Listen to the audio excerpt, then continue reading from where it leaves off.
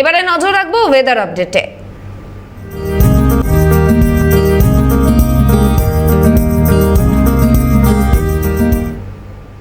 দক্ষিণবঙ্গে ভারী থেকে অতি ভারী বৃষ্টির পূর্বাভাস। বঙ্গোপসাগরে নিম্নচাপ তৈরি এবং সম্ভাবনা রয়েছে নিম্নচাপ ও ঘূর্ণাবর্তের কারণে ভারী বৃষ্টি। মৎস্যজীবীদের ইতিমধ্যে সমুদ্রে যেতে নিষেধাজ্ঞা জারি করা হয়েছে।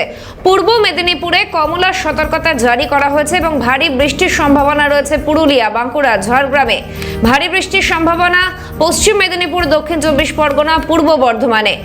উত্তরবঙ্গের জেলাগুলিতেও হালকা থেকে মাঝারি বৃষ্টির সম্ভাবনা রয়েছে। কলকাতা ও পার্শ্ববর্তী অঞ্চলে বজ্রবিদ্যুৎ সহ বৃষ্টির সম্ভাবনা।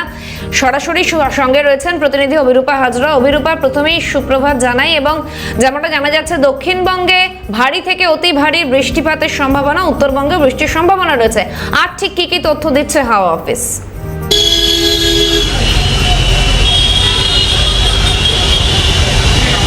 দেখো, হাওয়া অফিস সূত্রের খবর, পশ্চিমবঙ্গের উপকূলবর্তী অঞ্চলে যেহেতু বঙ্গোপসাগরে এই মুহূর্তে একটি নিম্নচাপ অক্ষরেখা ঘূর্ণাবর্ত সৃষ্টি হচ্ছে, যা অতি ভারী বৃষ্টির সতর্কতা জারি করছে দক্ষিণবঙ্গের জেলাগুলিতে, এবং উত্তরবঙ্গেও হালকা থেকে মাঝারি বৃষ্টিপাতের সতর্কতা জারি করছে আলিপুর আবহাওয়া দপ্তর। এমনিতেই মৌসুমি অক্ষরেখা সক্রিয়, যার জেরে বৃষ্টিপাত হয়, বর্ষার সৃষ্টি হয়।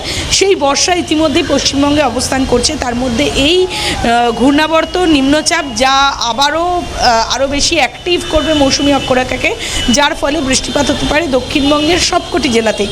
ভারী থেকে অতি ভারী বৃষ্টি হতে পারে বাঁকুড়া, পুরুলিয়া, পূর্ব মেদিনীপুর, পশ্চিম মেদিনীপুর, দুই বর্ধমান, উত্তর চব্বিশ পরগনা, দক্ষিণ চব্বিশ পরগনা, কলকাতা, হাওড়া, হুগলি, এই জেলাগুলিতে।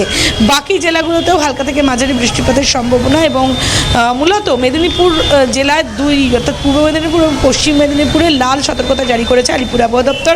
মৎস্যজীবীদের এই মুহূর্তে সমুদ্রে যেতে নিষেধাজ্ঞা জারি করা হয়েছে।